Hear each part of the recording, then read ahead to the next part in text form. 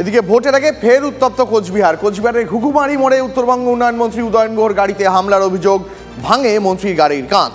নিশীথের উস্কানিতেই হামলা, অভিযোগ উত্তরবঙ্গ উন্নয়ন মন্ত্রীর। অভিযোগ অস্বীকার করেছেন নিশীথ প্রামাণিক। পাল্টা উদয়নের বিরুদ্ধে মিছিলে ঢুকে গুন্ডামির অভিযোগ নিশীথের। মিছিলের মধ্যে উদয়নের কনভয় ঢোকায় বেশ কয়েকজন বিজেপি কর্মী আহত হন, অভিযোগ নিশীথের। উদয়নের কনভয় থাকা বেশ কয়েকজন তৃণমূল কর্মী হামলা চালান, দাবি কোচবিহারের বিজেপি প্রার্থীর। যখন আইসি কোতোয়ালি দেখলেন যে আমি আসছি, তখন তিনি তার গাড়ি সামনে রেখে আমার গাড়িতে আমাদের গাড়িগুলোকে পাস করে দিচ্ছিলেন। পরিষ্কার আমরা বেরিয়ে আসছি। একেবারে সেই সময় নিশীথ প্রামাণিকের ইঙ্গিতে সেখান থেকে সব ছুটে এসে আমাদের গাড়িগুলোর উপর আক্রমণ শুরু হলো। আমার অ্যাটেন্ডেন্টকে গাড়ির থেকে টেনে নামিয়ে নিয়ে বেধড়ক মারা হয়েছে, গাড়ি ভাঙচুর করা হয়েছে। আমার গাড়ি, আমি যে গাড়িতে ছিলাম সেই গাড়ির উপর বাড়ি মারা হয়েছে। মানে এই গুন্ডামি এটা কিসের জন্য করা হচ্ছে? বিশেষ করে আজকে দিনাটায় যে র্যালি হয়েছে, আমাদের দিনাটায় যে মহামিছিল হয়েছে, ওটা দেখার পরে ওর মানে খেপে গেছে, মাথা খারাপ হয়ে গেছে। বেশ কিছুদিন থেকেই দেখছি যে উদয়ন গুহ পায়ে পা দিয়ে একটা লড়াই করবার চেষ্টা।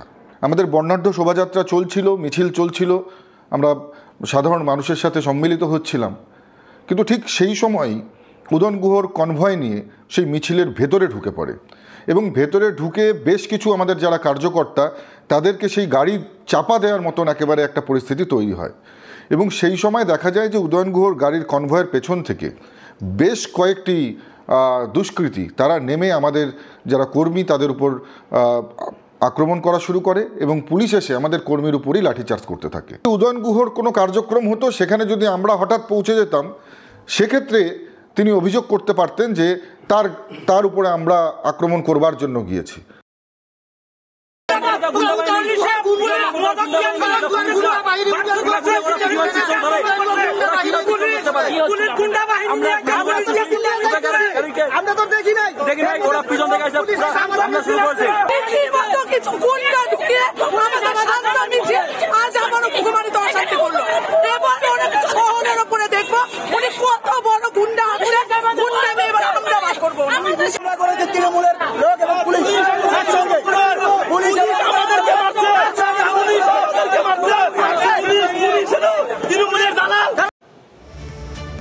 সন্দেশখালির পর কোচবিহার, খবর করতে গিয়ে ফের আক্রান্ত টিভি9 বাংলা।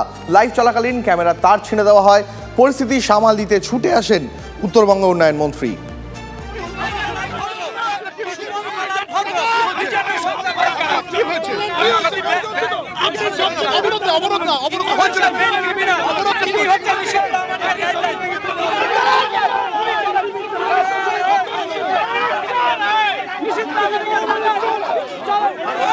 সাংবাদিক